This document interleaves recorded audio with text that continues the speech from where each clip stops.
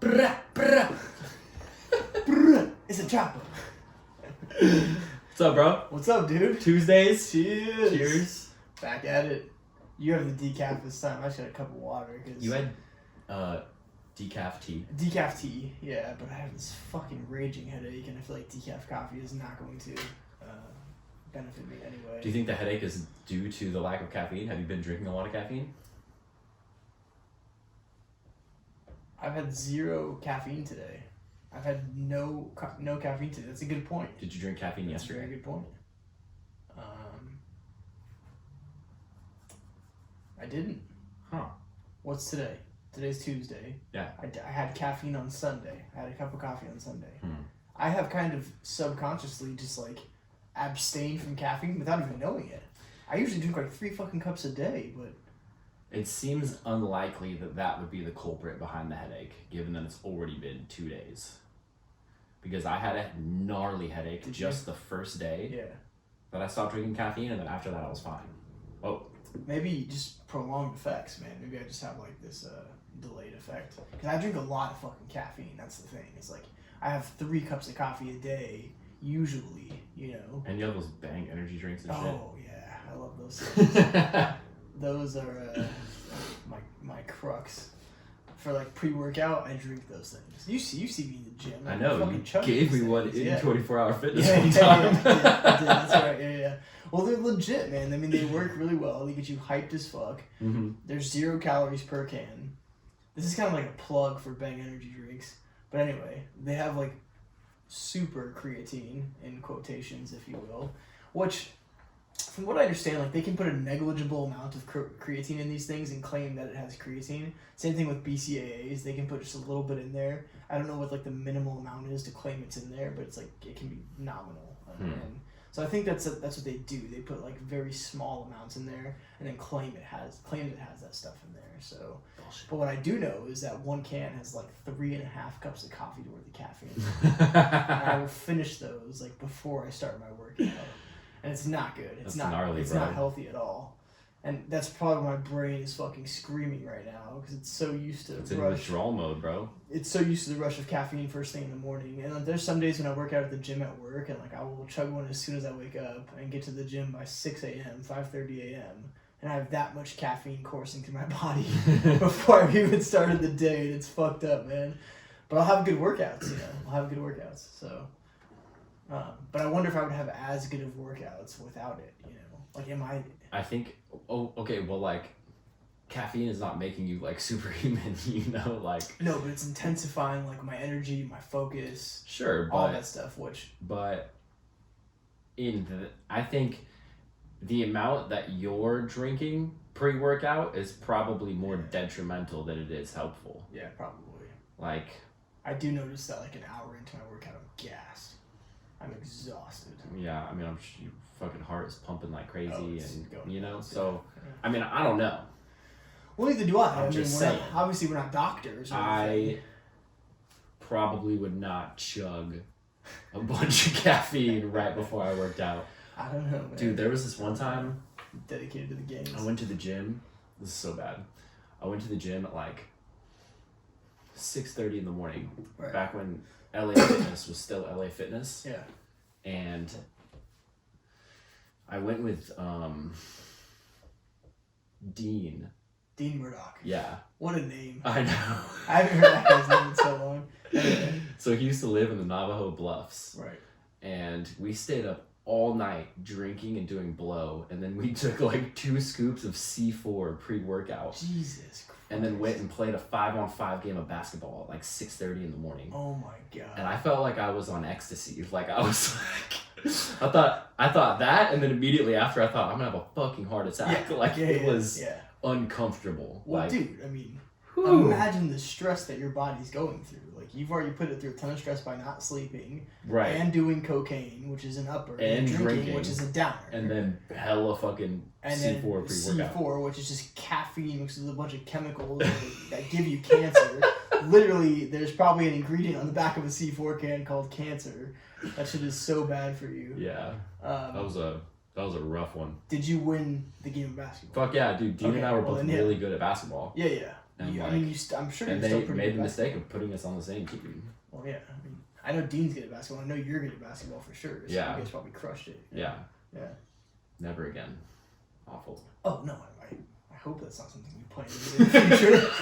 Jesus. Never again. I'm not going to do that again. Like, I fucking hope not, man. That sounds like an awful thing to do, you know? Dude, so you got a juicer.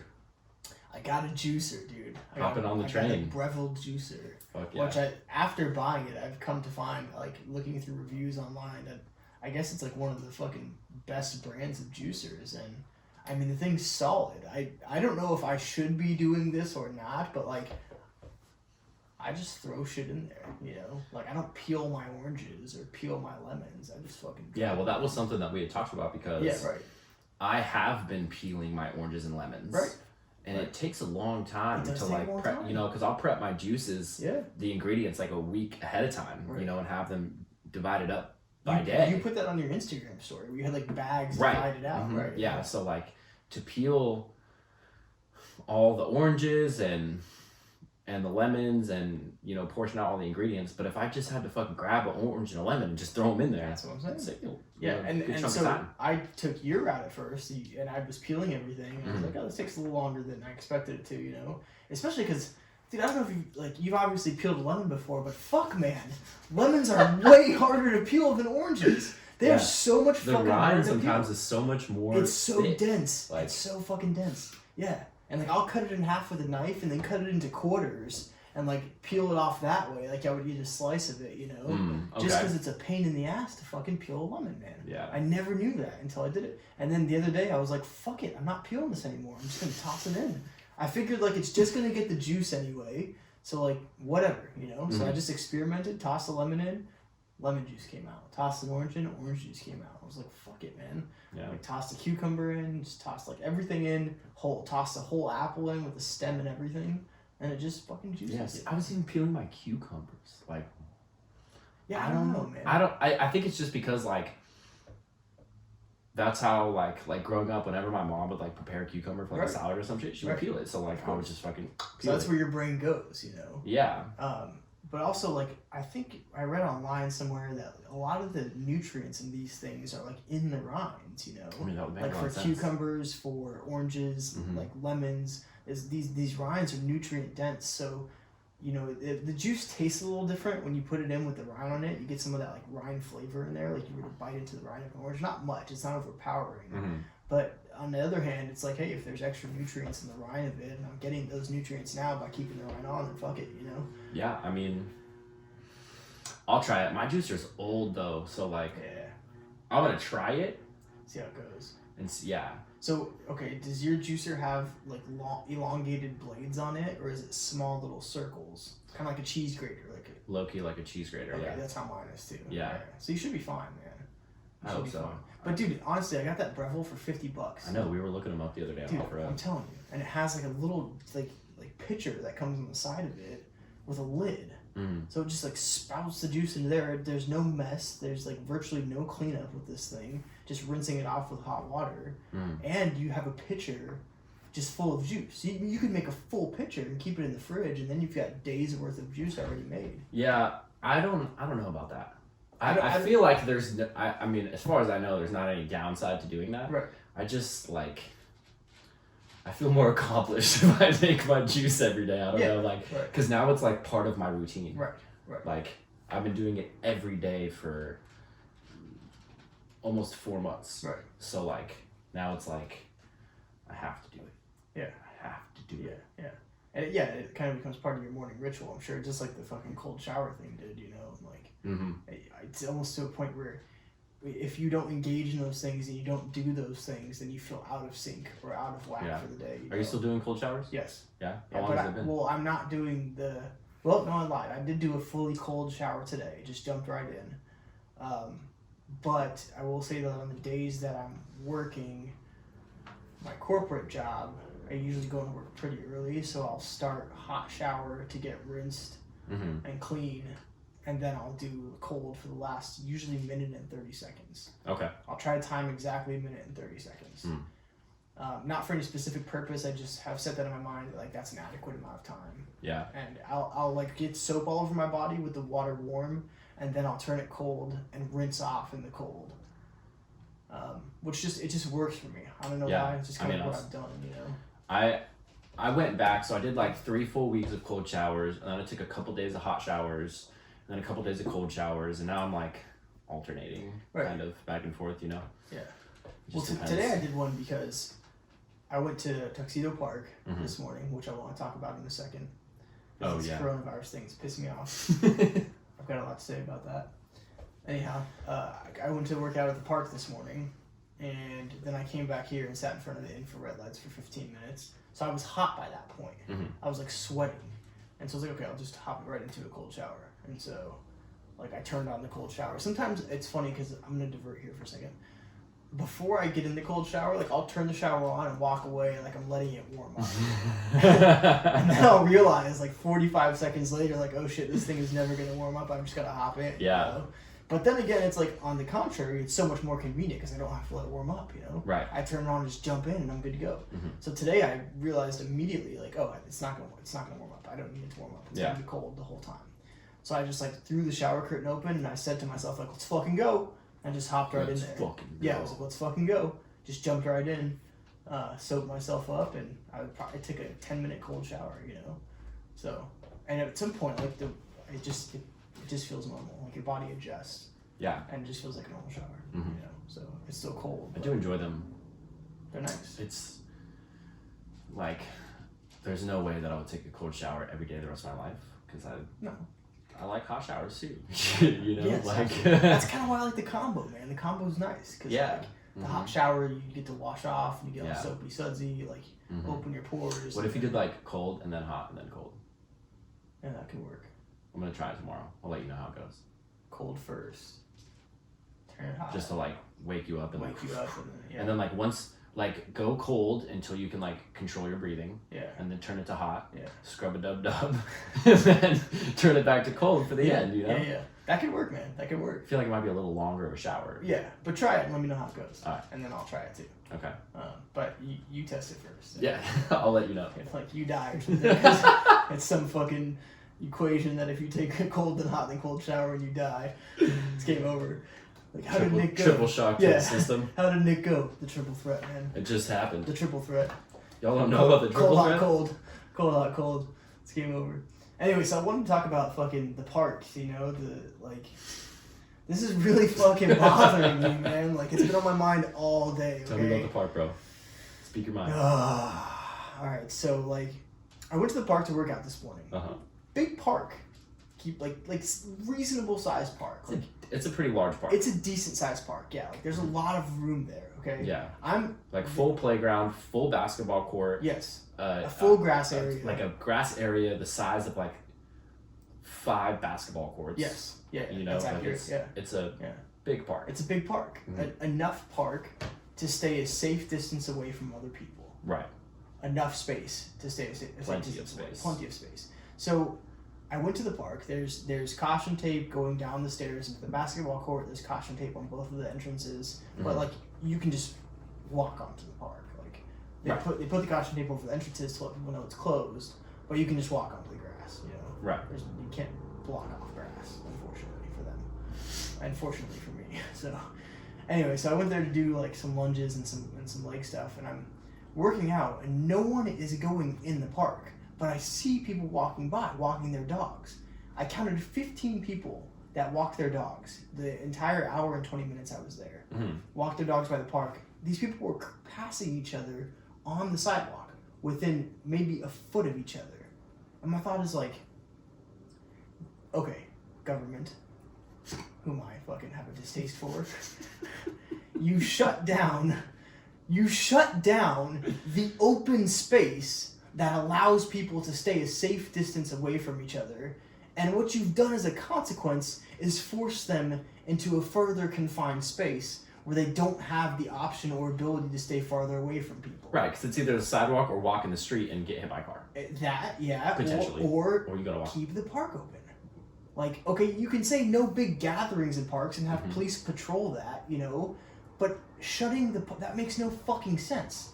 like, you have police patrolling the places anyway to not let people on them, i.e. the mountain, Cowles Mountain right here, that, you know, if you go hike it, like, they've shut it down.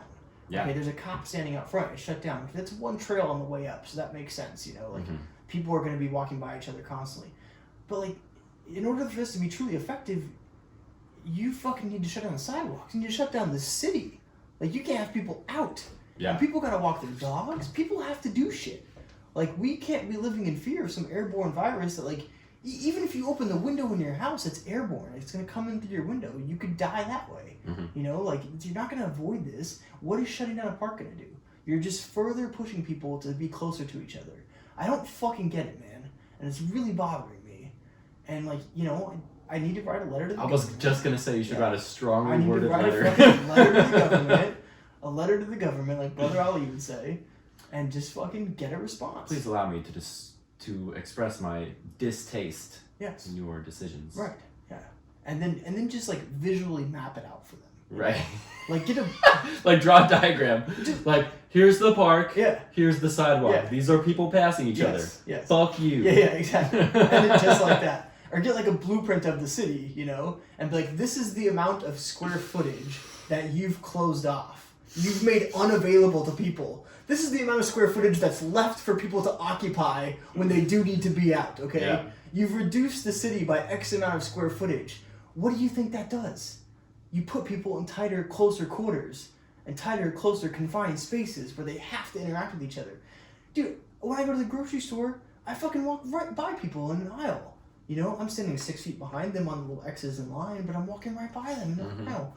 What the fuck? We have no idea what we're fucking doing as a society. Neither does the government. Like, they don't fucking know what to do. They're like, oh, airborne virus, close shit down. Like, that's not fucking strategy. That's like our thumbs are up our ass and we just gotta pretend like we're doing something. I mean, that's the thing, is like, we don't know. we're not, like, the country was not prepared.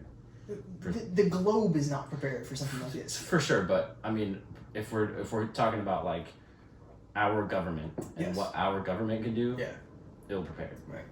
But if you've noticed, I mean, we need to learn something from Russia. Russia has not had one case of the coronavirus.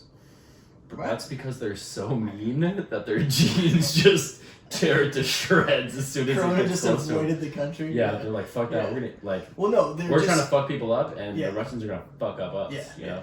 Well, the Russians just don't divulge anything. They don't, like, according to them, like 5 people died at Chernobyl, which is just fucking insane. Like, hundreds of thousands of people died. You know, like there is coronavirus in that country, but they just refuse to acknowledge it because it's Putin, and he's like, you know, fuck that. We're not going to acknowledge that. It doesn't exist here. My country's too. We must seem superior. Yeah, exactly. Like, they've gotten so, like, either we're not doing something right and they're doing something really fucking right, or like a bunch of their people are gonna die and they're just gonna say it was like old age or some shit. You know? Yeah. They're gonna cover it with some massive scandal, a massive scheme.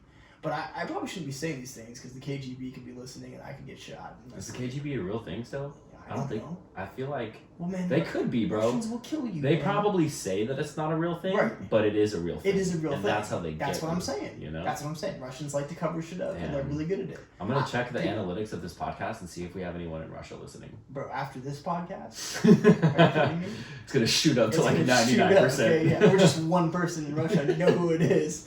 This fucking dude shirtless on the back of a horse, fucking traveling to the U.S. to murder us. You know.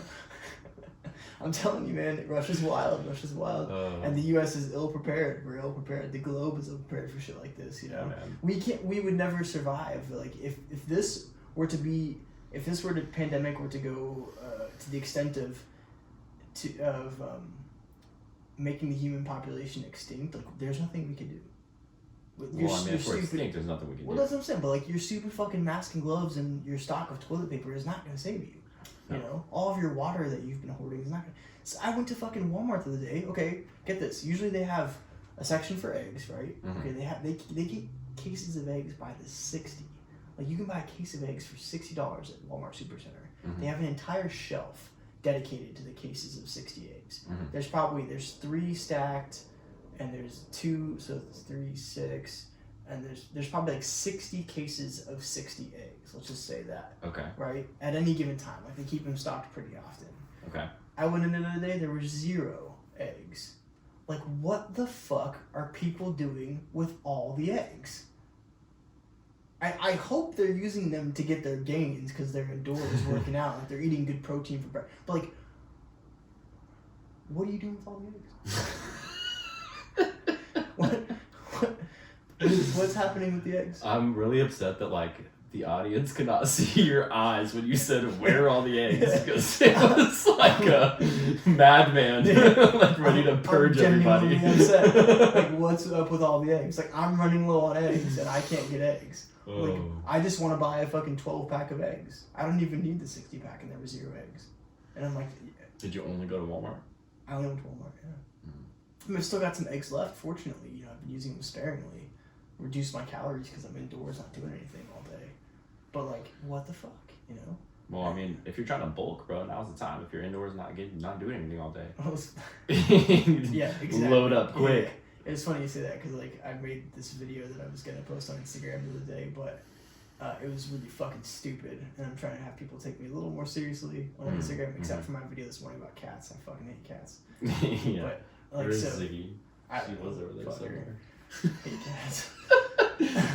Says the man who has a cat. That cat is the bane of my existence, man. I know, you got away from her for so long. For so long. I thought I was done with her, and now she's here again, and she's like a dog. She growls, she hisses, I don't know. She's fucked up. Anyway, where was I going with this? The eggs. Bulking. Bulking, right. Okay, so yeah. I made this video for Instagram the other day, and I was like, you know, everyone is making videos on how to stay lean in quarantine. And I was like... But I'm going to show y'all how to get gains in quarantine. It's being fucking stupid, you know? I just having some fun, yeah.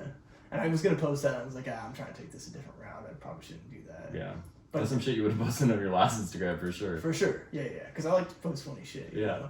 And then this morning, I woke up, and, like, the cat shit outside the litter box, you know? It's bad. It's bad enough that cats are allowed, that an animal is allowed to shit in your house. It's bad enough that that's the case, right? Like, that's number one why I fucking hate cats. Because, like, they're allowed to shit and piss in your fucking house. If you allow them to. Now, here's the thing. My cat, my mom's house, indoor-outdoor cat. We don't have a litter box. Oh, shit's outdoors. Mm-hmm. Oh. Well, I can't do that here. What's she gonna jump off a balcony and shit somewhere? Like, that cat would die immediately. That's the difference between a house and yeah, she's been an indoor condo. cat her whole life too. So like, she would die very quickly. Yeah. And as much as I hate her, I just can't let her die. Yeah. And like, mentally a little slow. I think it's because you kept blowing bong rips in her face when she was a baby. Well, yeah. I don't really want to like animal protective services or whatever do that, but I don't think they'll. No, I'm just kidding. But yeah, I did horrible things to that cat at a young age, and not horrible like animal cruelty, but like I blew a lot of weed in its face. Well, maybe not directly, but I smoked a lot of weed around the cat. Hot box of blunt in the bedroom while the cat's in the bedroom. While the cat's there, yeah. So like the cat has ingested a lot of marijuana in its life, and at a very very young and impressionable and formidable age. And I think it has, something to do with her lack of like mental ability. And, Could be proper cognition these days. Yeah. And I mean, she's not a bad cat, but she just doesn't get it. She's just dumb. Yeah. And I can't fault it. It's my fault, honestly. It's 100. If we're being honest, it's 100% my fault. It is 100% my fault. I have fucked that cat up in so many ways. Yeah. It happens. It's alright. Yeah, it does happen, and it is what it is. But like, anyhow, enough of the cat and the coronavirus shit. So, I was going to talk to you about. This is a total shift right now in conversation. Okay. But I need to understand better the vibrational frequencies of the stones on your wrist. And I know we've talked about this previously, but I'm looking at buying some. Okay. And I need to know how. Okay, number one, how do I know like what stones to buy? Is it based on vibrational frequency, like whatever chakra I'm trying to focus on? It's based on vibrational frequency. Yeah. Okay. So do you know the vibrational frequencies per chakra? No. Okay. I know one. The root chakra. Yeah. And what does the root chakra focus on? Feelings of safety and security. Okay, right. So you feel like unsafe and insecure. Yes. Okay, gotcha. So the two main ones associated with the root chakra are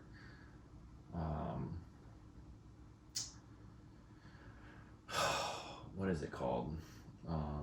Black tourmaline Okay. and hematite. And that's what you have right now. No. This is carnelian and black obsidian. And what do those do?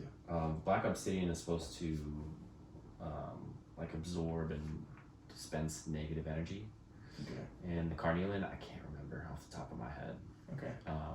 When you say negative energy, do you just mean like negative thoughts?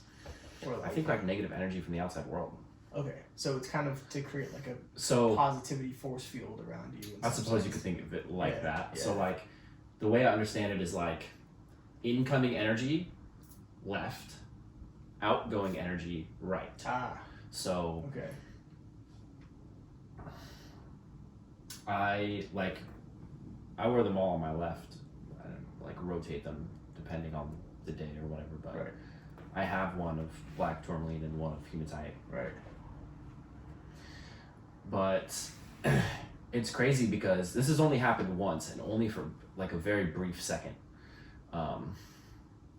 So I can't like speak to like if it actually happened, Right. but I believe it did. But Okay. like I was meditating to the same frequency. Okay.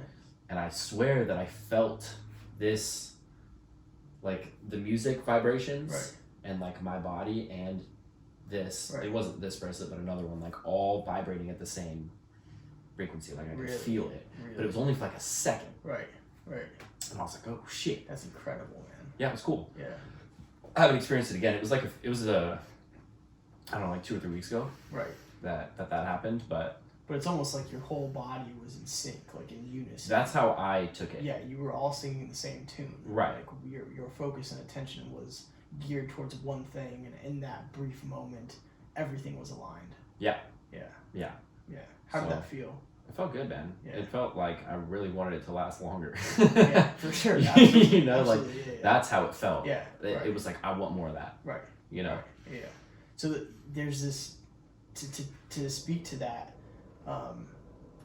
Jim Carrey talks about death and dying, Mhm. and he's alleviated his fears of death and dying through meditation because he's put himself, what he says, he's put himself in such a deep meditative state, it's as if he's died. And he knows how blissful it feels to die. And so he's no longer afraid of death. He's more so like he looks forward not to dying. I'm sure like the concept of death to him is not frightful because he knows that dying is a blissful experience because you're releasing so many chemicals like serotonin and all these chemicals get released in your body at one time, and it's just this like overwhelming feeling of like release and pain relief. Interesting. And he talks about it in an interview.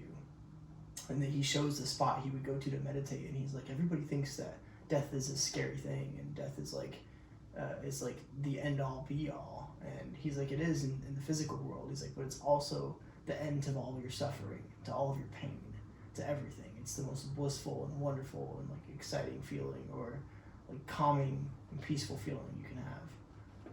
So it's Jim Carrey's wild, bro. Jim Carrey's more than wild, man. I think that we've talked about this before, but like he's on such a different level of consciousness that it's so hard to comprehend, you know? Yeah. Like, it's so like he doesn't see himself as Jim Carrey, you know?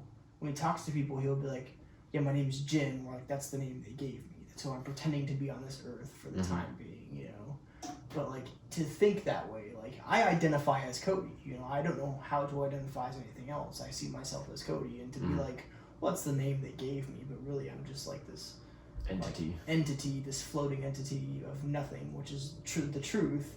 But to think of yourself that way all the time, to be conscious of that fact all the time, is just fucking wild, man, you know?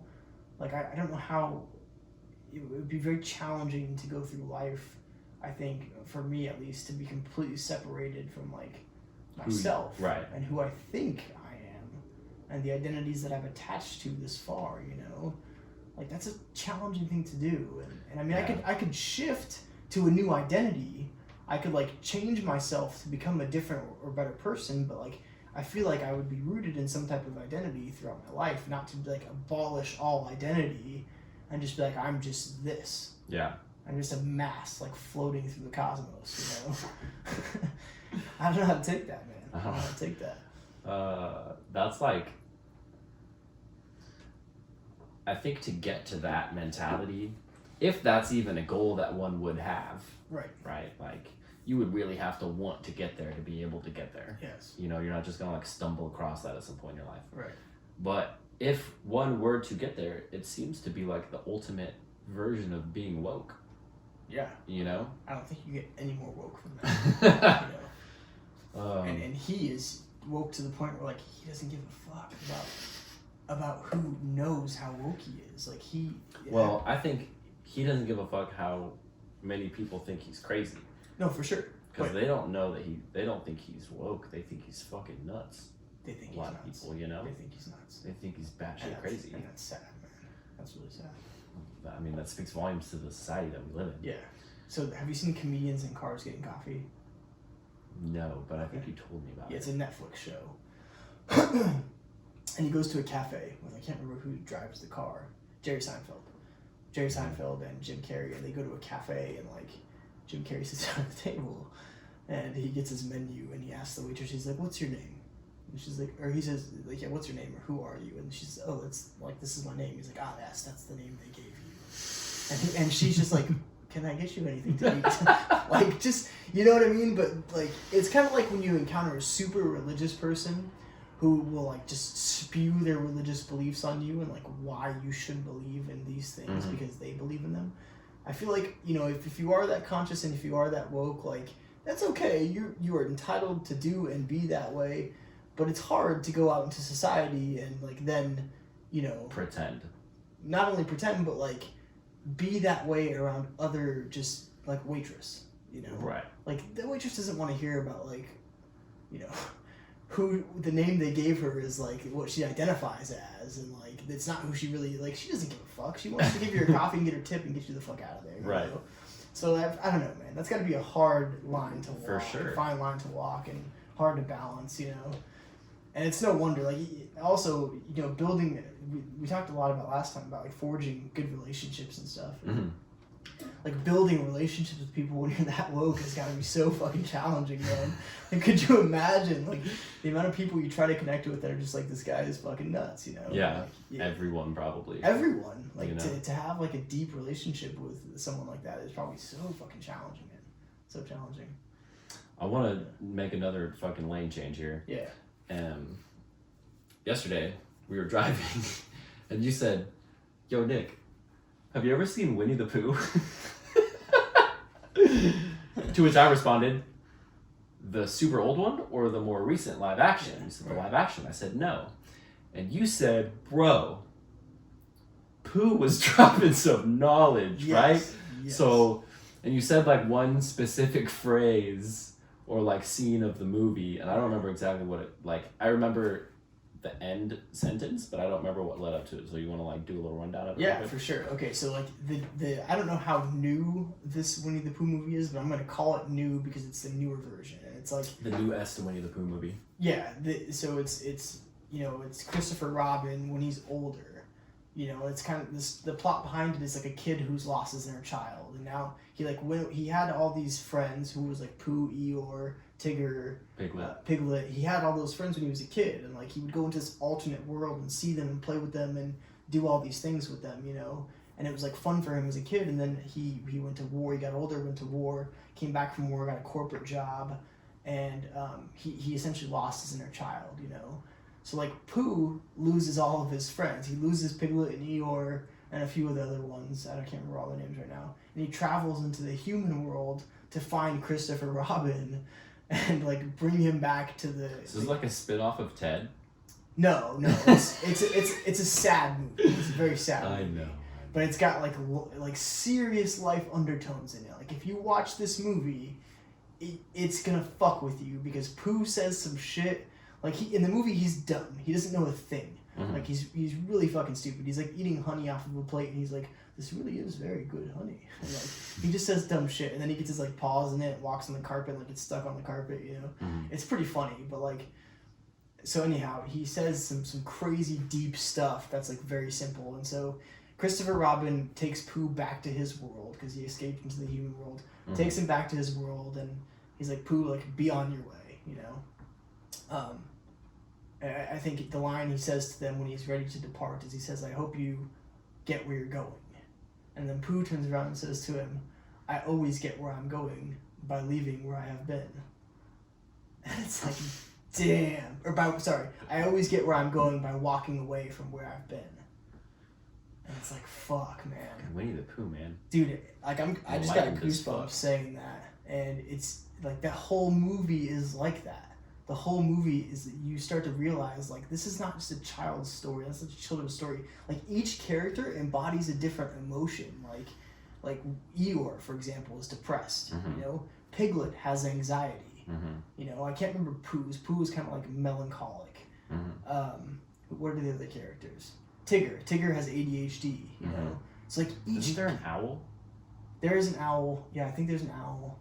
And I just can't remember all of them, but like when you watch the movie, you realize like, fuck, you know, it's so much deeper than that. It's so much like it's not just a fucking kid story. It's like it's the story of a kid who grew up and lost his inner child, and he goes back and he's like rehashing and bringing to life his inner child again through trying to find Pooh and his friends. But then you see each of the characters, and like you realize each of them are suffering from some type of like mental disorder, if you will, or like ADHD, depression, you know, things of that nature. And so it hits you on a different level as an adult, you know. Yeah.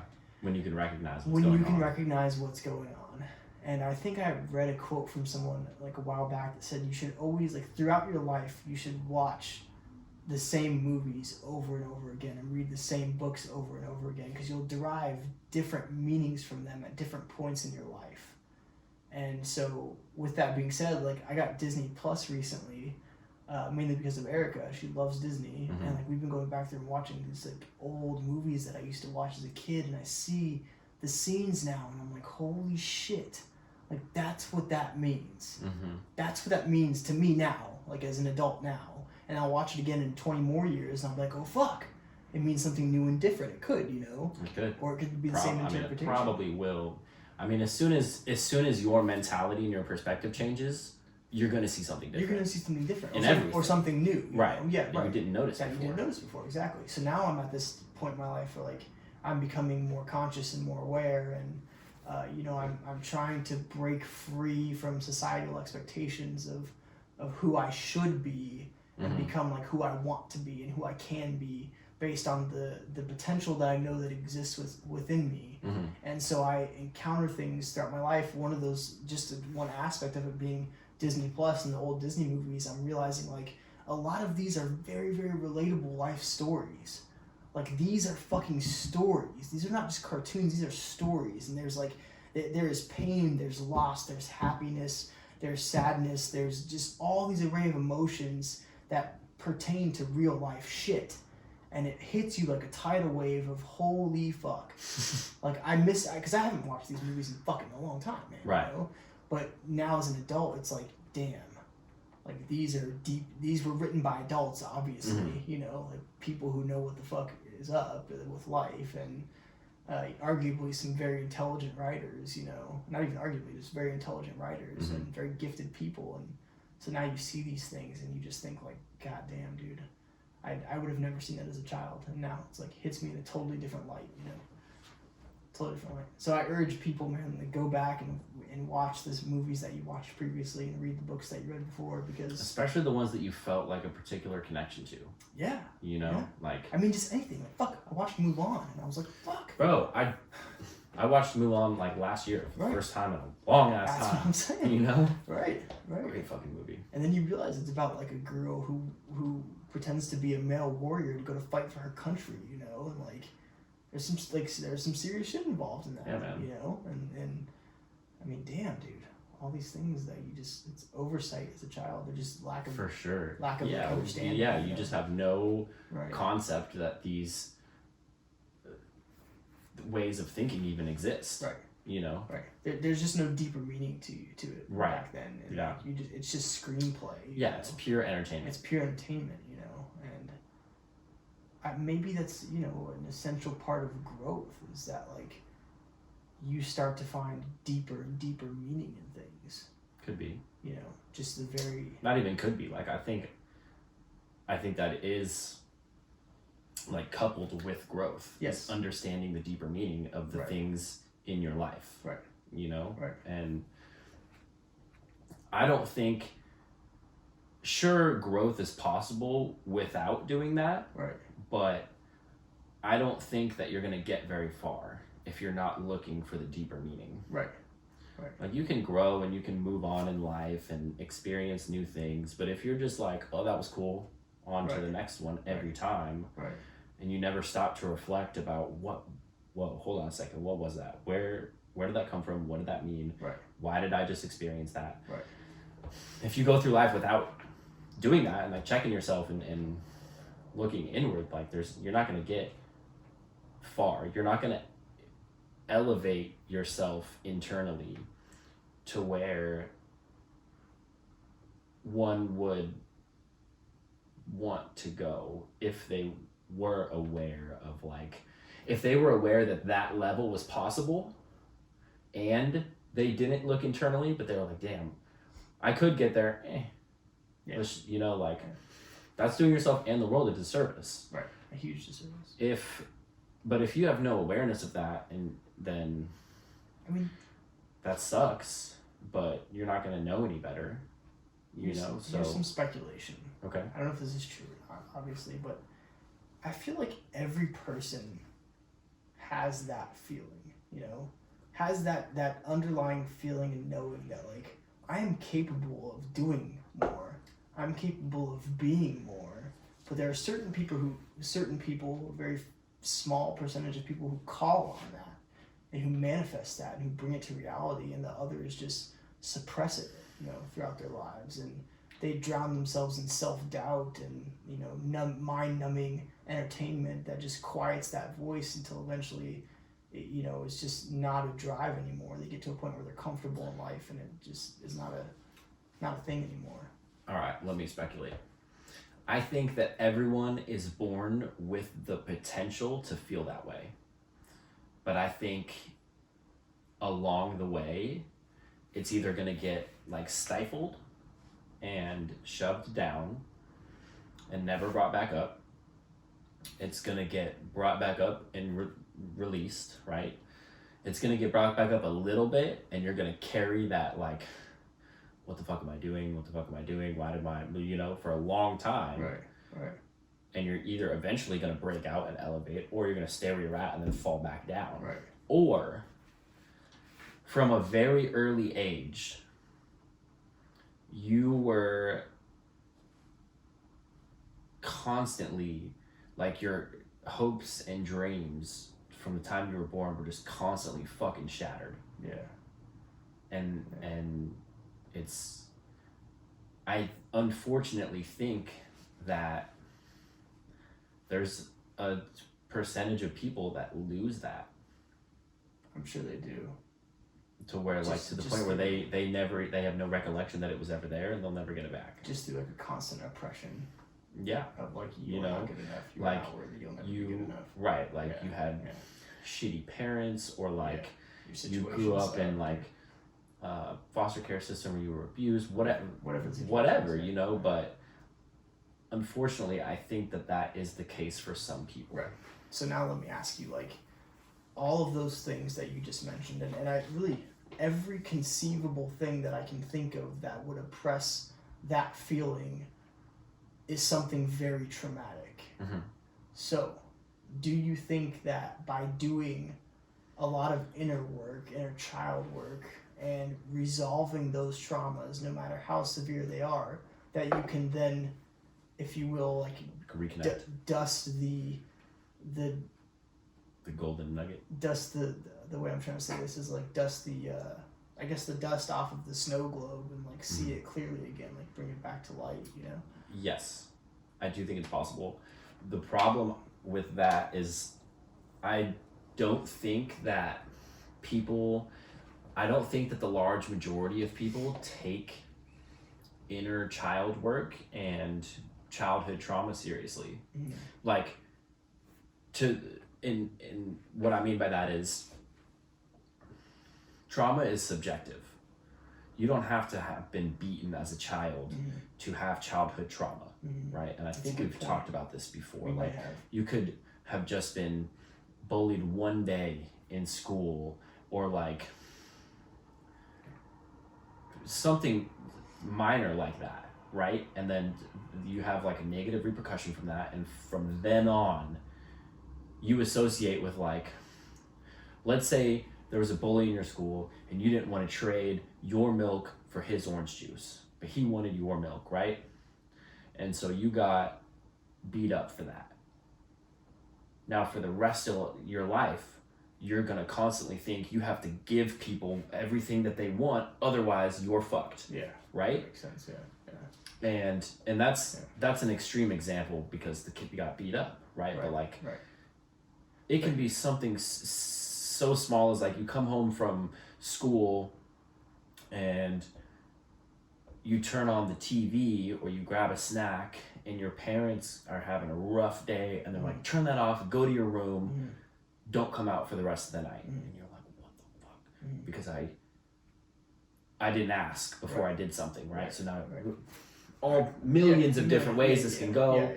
Yeah. But the underlying thing there is that, like, the trauma is there, regardless. There. Everybody carries trauma. And you don't know that as a child, right? And when you get older, you might not take it seriously. Or you just don't know as an adult either. That's true. Right. Like, maybe you don't recognize that was traumatizing for you. Yeah. Or you don't even recognize that you're carrying that trauma. Right. Yeah. So that's now what you were talking about, though, is these people that have a severely traumatic childhood growing up. Right. Do you think it's possible with a lot of inner child work and trauma work to work past that and find that, dust off that snow globe again? Yes, I think it's possible, but that is like I could tell you from what little experience I have trying to, like, delve into this, like, inner child work, it's hard and it's scary. And you have to fucking fight and claw to get down there deep enough to figure that out and to resolve those issues. And yeah, I think I told you when I was doing mine, I was in the middle of a session and I just started fucking bawling. Yeah. Like uncontrollable. I couldn't. It was my body's response to that event. You know, it was an automatic response. Like, I got there mentally and I put myself in that situation and started crying immediately. Yeah. And it was like, it was an automatic response. I could not control it. You know. So that's the thing, is like, that's the trauma. That's the release trauma, of the trauma. Right? Like, those are these emotions that you have to let up. Right. And for a lot of people, you know, like, who've had these gnarly things happen in the past, think of like how scary it was for you to put yourself in that position. Yeah. Think about how scary it's going to be for somebody that had, like, the most traumatic childhood you could possibly imagine. How scary is that going to be to go back and relive that shit? Very scary. You know, so it's. But I'm, you know, and it's easier for me to say this because obviously my trauma is not as severe as other people's trauma. Although it is subjective, so it's subjective. Severe to you. It's severe to me because it holds weight, you know, on the decisions that I make. And, you know, my point is like, going back there and doing that was one of the best things I ever did because, you know, like I mentioned, when I started crying, immediately I felt like, okay, I've hit a point where it's like, that's the trauma. That's the pain point right there. That's it. I've hit it. I'm crying right now. Not by choice. I'm crying because this is my body's response and my mind's response to that event, you know? So that was like, okay, I'm here. I'm at this point. How do I get past this, you know? How do I find peace and resolution in this situation to change that response to a response of gratitude and to a response of happiness and to a response of gratefulness for the situation and everybody in the situation? What did that situation teach me that I can use today as an adult to benefit and better myself? And how can I change my feelings towards that situation? So that point right there, the turning point, when you change the emotion associated with the event, is when the real work happens. And that is so much harder said than done, especially for someone who's had severe trauma. Yeah. You know, how are you, let's say someone's been raped as a child, like how do you then go back and find gratitude for your rapist, right? That's so this is the extremely high wall with very small footholds. Yes. That we come across. Yes. How bad do you want it? Right. How many times are you willing to try and fail before you find the right path? Right. That's... Yeah. And I think delving into like those parts, those pieces of your mind where like that exists, is where personal transformation stems from. Yeah. You know, I think that if you want to be and do better and be bigger and stronger and more well-rounded in every aspect of life, a large part of that is abolishing and getting rid of these traumas and truly transforming your perspective towards the events of your past and becoming a better person through that, you know. But again, I mean, easier said than done, but worthwhile. Yeah. Certainly worthwhile. If you're listening to this, just try it. Give it a try. Give this a try. Okay, I'm gonna lay out a scenario. Okay. Yeah. Anywhere that you're comfortable, where there's no fear of judgment or being interrupted by anybody, go into a little private area, space, lock yourself in your room or whatever, turn on some music so nobody can hear you. If you're gonna cry and you don't want to be embarrassed, that's fine. Sit there and go deep as early back in your childhood as you can remember, and find something that you have associated as traumatic, and like put yourself in that situation and try to relive it and feel those emotions and like let them come up. And this is hard as fuck because I've tried a few times and I'm like, I have this block because I don't want to do it, you know, like I want to do it, but like I'm like, part of me is like holding myself back. Your trauma. Yeah.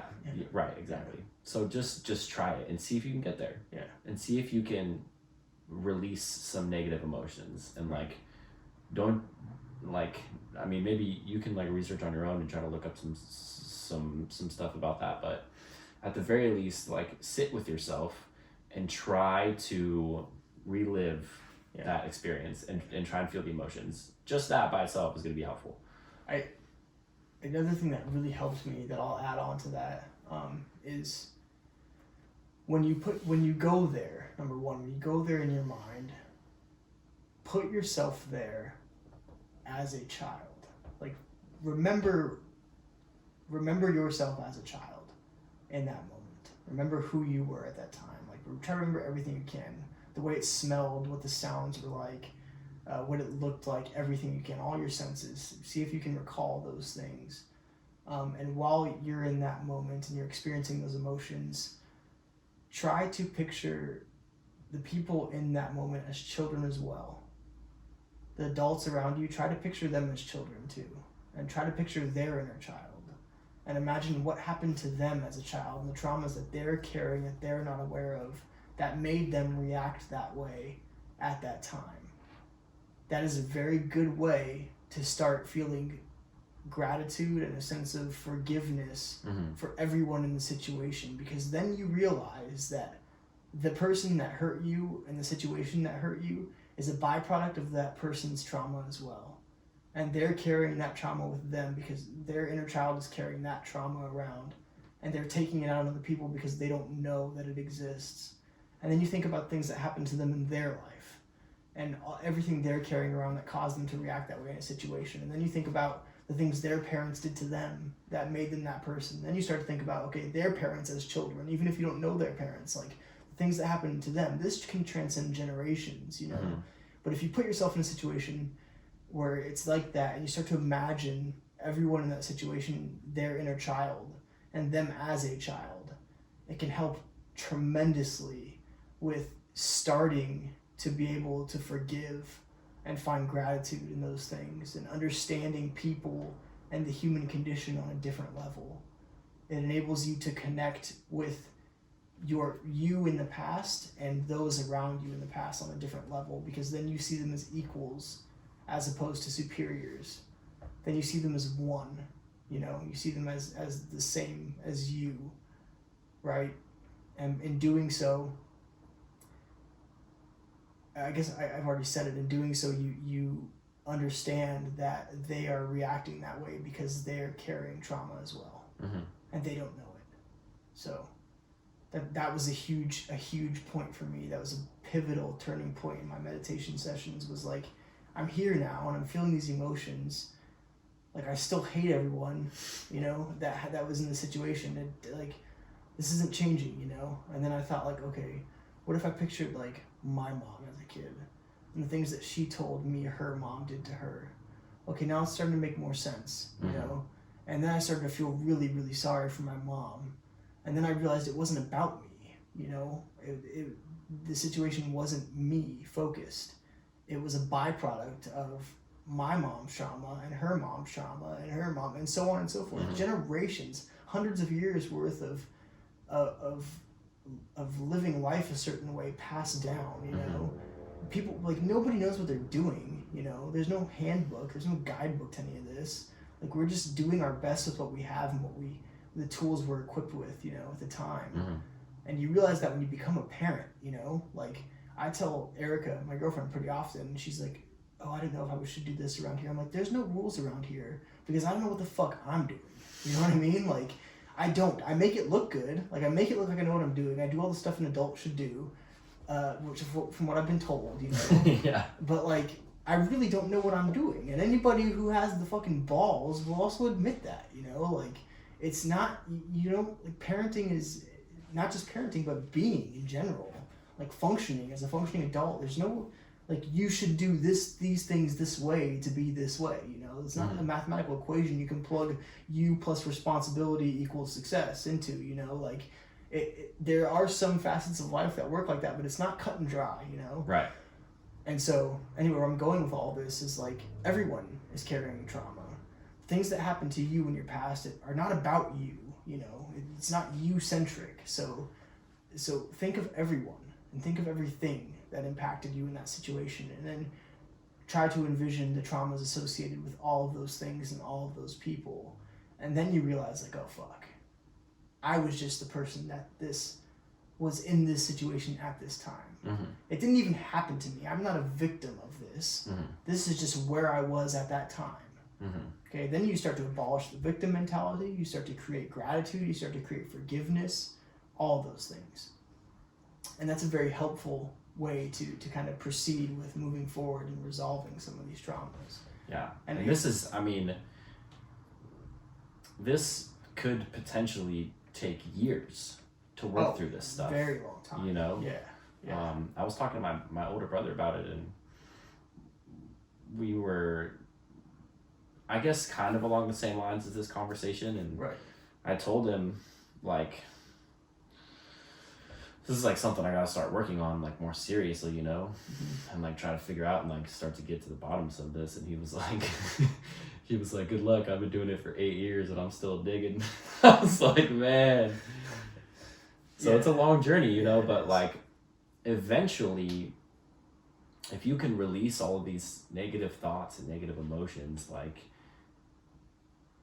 the goal isn't to, like, be fixed.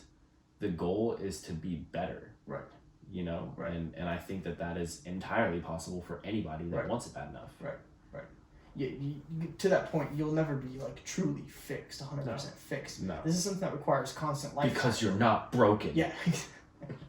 You can't fix what is not broken. But, like, if you... this is something you need to do throughout your life, It's something that like you should just constantly do, because even as an adult, you're gonna experience trauma. You know, For sure. you're gonna encounter situations that are gonna be traumatic. This isn't all about being your child. You know, you want to do inner child work. Right, and that sets the Start there. baseline for knowing how to deal with potential future trauma. Exactly. And you can internalize it, you can cope with it, you can process it, and you can release it much more efficiently. Right. Once you've done it and you know how to do it, and Right. you realize that there are steps that you can take that are, I mean, this is like a fluid concept, right? So like Right. you can't do the same thing for every situation and just knock them all out like dominoes. Right. Right. You have to be willing to you know, feel different things and like play around with like different scenarios and like Right. do what works for you. Right. But yeah, there's obviously like shit that happens when you're an adult that can be extremely traumatic, and Right. everyone experiences it a different way. Right. So Right. the But goal start with is the inner to child, right. and work your way out. Right. You The know? goal is to like get the ball rolling and like learn what works for you, like Right. what you're struggling with, and just take it from there. I think that's a perfect note. Yeah. Hell yeah. I think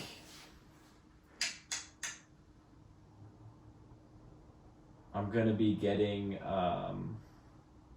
some more merchandise here in a little bit. I realized that all the t-shirts I got were like men's, and so like even a small on a men's is like decent sized t-shirt for like a small woman. Right. So I'm gonna get some like women's t-shirts, Good idea. maybe like a couple hoodies and long sleeves. We'll see. Yeah. If you have any interest in any of that, email me, comebackjourney@gmail.com, DM me on Instagram. You can also contact me through my website, thecomebackjourney.com. There's like a contact link. But yeah, that's all I got, bro. Sweet. All right. Well, I did just get an Cheers, your empty Instagram glass. too. Oh yeah, I shout it don't- out, bro. I don't mean Kody to finally plug got it. social media. Yeah, I finally got social media. I don't mean to plug it here, but Plug if you away, want, bro. If you want to give it a follow, it's Kody.daily. And the thought behind that is that I'm going to start posting things every day that I hope will give people the knowledge and awareness to access the tools that are within them to live a successful, fulfilling, and meaningful life. And that's KODY. KODY period Daily. DAILY. Hell yeah. Daily. Yeah. So Cool, man. your morning dose of positivity. Give me a follow. Hey. All right. Cheers. Cheers, bro. I know Outro. it, man. Boom. Again. As many cheers as it takes. That's it, brother.